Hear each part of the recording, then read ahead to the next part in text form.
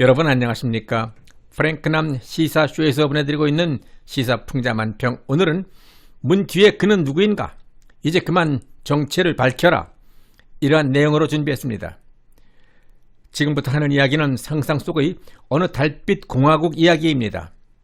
모든 영화나 소설이 그러하듯이 상상 속의 이야기들은 현실에서도 일어날 수 있는 스토리이기에 자칫 오해의 소지도 있을 수 있습니다.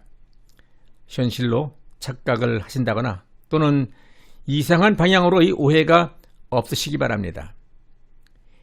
이 이야기 속에는 상상 속의 공화국이 있고 공화국을 지배하는 조금은 비정상적인 인물이 등장합니다. 사람들은 그를 보고 바지사장이라고 말하기도 하고 대리인 또는 대변인이라고 하기도 합니다. 그러니까 그는 누군가에 의해서 지시하는 대로 주어진 임무를 수행해야만 하는 조종을 받고 있는 자라는 뜻입니다. 그를 조종하고 있는 정체가 세상에 밝혀지지는 않았지만 그 정체의 대상이 누구인지, 어떤 단체인지, 어떻게 생긴 회색빛 그림자인지, 그는 그 비밀의 정체 도움으로 권력을 잡게 되었고 권력을 잡게 되는 과정에서 상상을 초월하는 불법과 부정, 범죄 사실이 숨겨져 있었습니다.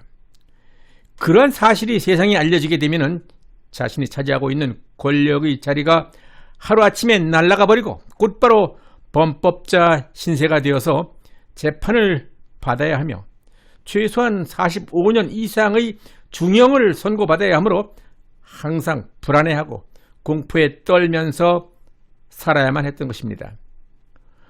이로 인해 그는 밤잠을 설치는 경우가 많아서 낮에는 시도 때도 없이 졸아야 했고 그러한 두려움이 항상 그를 엄습하고 있어서 그가 하는 말이나 행동들은 비정상적으로 보이는 경우가 많았습니다.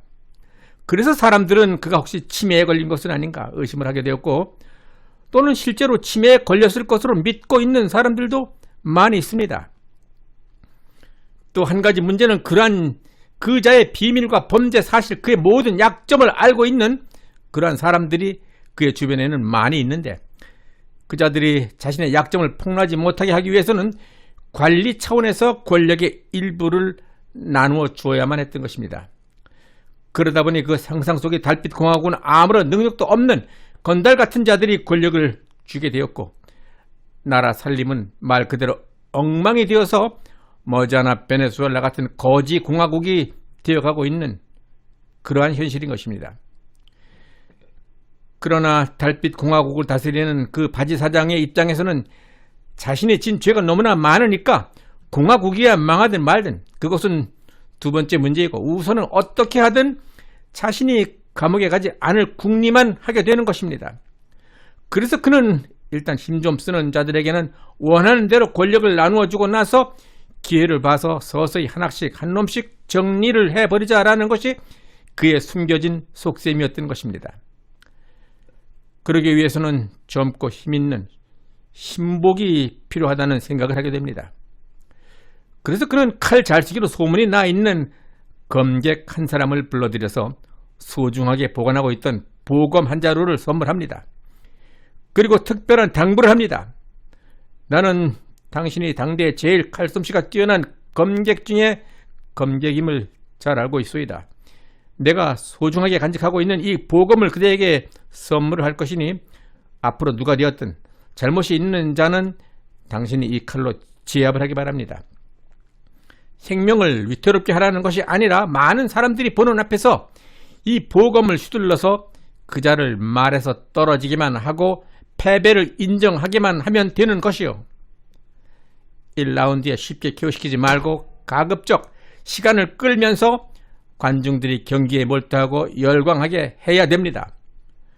관중들이 재미있는 경기 관람에 몰두해서 자신의 불법과 비리 범죄 사실을 생각하지 못하게 해야 한다는 것이 그의 숨겨진 의도였던 것입니다. 그는 자신이 집사 중에서 자신의 모든 비밀을 가장 많이 알고 있는 껄끄럽고 후환이 두려운 집사를 하나씩 정리하기로 마음을 먹고 검투사와 한판 싸움을 하게 합니다. 첫 번째 집사장에게 명합니다. 우리 공화국에 칼을 잘 쓰기로 유명한 검객 한 놈이 있는데 그자가 나를 언제 공격할지 모르니 집사장 내가 가서 그놈을 잡아오너라 하면서 그 집사장에게 법조 장관이라고 새겨진 마패를 내어줍니다. 그 같은 명령을 해놓고는 검객에게는 그 집사장의 가족 비리, 자녀, 입시 관련 비리 등 약점을 알려주어서 집사장을 공격하도록 은밀히 독려합니다. 집사장과 검객을 치열하게 싸우도록 하는 동안 관중들은 두 편으로 갈려서 치열한 싸움을 구경하게 됩니다.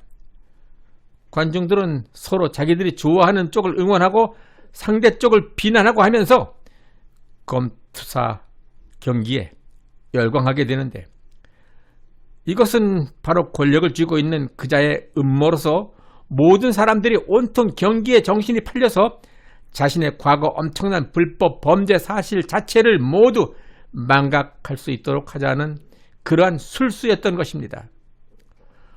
더구나 그는 또다시 엄청난 속임수를 쓰고 법을 어기는 부정을 저질러가면서까지 달빛공화국 법률 제조팀을 만들어서 자신의 세력을 확장하게 되는데, 그 법률팀으로 하여금 자신을 영구토록 보호해 줄 수 있는 법적 장치까지 만들도록 했던 것입니다. 그러나 이러한 부정이 밝혀지게 되면 그는 곧바로 현재의 권좌에서 내려와야 하면 물론 법정에 서야 되고 무거운 징역을 받게 될 것이라는 점을 그는 잘 알고 있기 때문에 국민들의 관심과 시선을 철저하게 딴 곳으로 돌리고 국민들이 자신의 모든 부정, 불법 사실에 대해서는 말할 수 없도록 하기 위해서 모든 노력을 다하고 있는 것입니다. 그 중에 대표적인 것이 인접국가로부터 들어온 전염병의 확산을 방지한다라는 그런 구실로 국민을 통제하는 것입니다. 그리고 또 한 가지는 모든 국민들이 열광하는 검투사 경기를 열어서 흥미로운 경기를 계속해서 보여주자는 것입니다. 이와 같은 계략에 의해서 진행된 1차 검투사 경기에서 남자 집사장이 한 달 만에 낙마하게 되고, 최근에는 표독스럽고 성깔 사나운 여 집사장을 정리할 필요가 있다고 생각해서 또다시 같은 방법으로 검투사 경기 시즌2를 개최했던 것입니다. 장장 1년 가까이 치고받는 치열한 싸움 과정에서 검투사는 많은 부하들을 잃게 되었고, 표독스럽고 도끼가 많은 여 집사장도 상당한 부상을 당하게 되었지만, 싸움 경기를 부추긴 권력자는 뒤에 숨어서 싸움을 즐기면서 시간을 끌 만큼 끌었다라는 생각이 되자 2개월 동안 작전 타임을 선언하고 경기를 잠시 중단시키게 된 것입니다. 경기를 중단한 작전 타임 기간 동안에 민심의 동향도 좀 살피고 3차전을 이어갈 새로운 후보자를 내보낼 것인지, 아니면은 검투사 경기를 이만 접고 게임 룰이 자신에게 매우 유리한 공수도 경기로 전환시켜서 국민들의 이목을 돌려야 할지를 분석, 검토하기 위한 시간을 갖기로 했던 것입니다. 지금까지의 이야기는 상상 속의 달빛 공화국에서 있었던 이야기들입니다. 결코 현실에서의 얘기가 아니니 오해가 없으시기 바랍니다. 어쩌면 이 대단한 스토리는 영화 시나리오로 각색이 되어서 영화로 제작될 가능성이 크고, 영화가 완성된다면 흥행의 성공은 물론 오스카상 사관왕의 짜파구리에 이어서 어쩌면 아카데미상이나 오스카상도 가능한 대작이 될 것입니다. 이상의 가상 픽션 스토리는 그렇고, 이제부터는 실제 있었던 난픽션 이야기를 하겠습니다. 청와대든 정부든 집권 여당이든 만에 하나 권력형 비리가 있다면 엄정한 자세로 임해달라. 권력에 휘둘리지 않고 권력의 눈치도 보지 않고 살아있는 권력에 대해서 똑같은 자세가 되어야 한다. 이제까지 해왔던 대로 사람에게 충성하지 않는 자세로 엄정하게 처리해서 국민들의 신뢰와 희망을 주는 그런 자세를 끝까지 계속해서 유지해주기 바란다. 또한 반칙과 특권을 뿌리뽑는 정부의 반부패 개혁 기조를 검찰의 시대적 사명으로 여겨달라 라고 문재인은 윤석열 신임 검찰총장 임명식에서 당부했습니다. 이에 윤 총장은 헌법과 국민을 생각하는 마음가짐으로 열심히 해나가겠다. 검찰도 다른 모든 국가 권력과 마찬가지로 국민에게서 나온 권력이기에 국민을 잘 받들고 국민의 입장에서 우리가 어떻게 고쳐나가고 어떤 방식으로 권력을 행사해야 되는지 헌법 정신에 비춰서 깊이 고민하겠다라고 화답을 했습니다. 이와 같이 좋은 분위기 속에서 귀중한 보검을 받아든 젊은 검객 윤석열. 그는 과연 그가 말한 것처럼 국민을 위해서 권력에 휘둘리지 않고 권력의 눈치를 보지 않으면서 국민을 받들겠다라는 마음 자세로 모든 일을 열심히 잘 한 것인가? 아니면은 선물을 받은 보검을 지키기 위해서 국민을 위하는 척만 하면서 은밀히 보검을 선물한 사람에게 충성을 다한 것은 아닌가? 국민들은 아직도 그의 본심을 의심하고 있고 진정 그의 본심은 무엇인지를 알고 싶어합니다. 검찰총장 취임식 때 한 말 그대로 모든 권력은 국민으로부터 나왔기 때문에 국민을 위해서 봉사하겠다라는 그러한 초심에 변함이 없는지에 대해서 명확한 입장을 듣고 싶어하는 것입니다.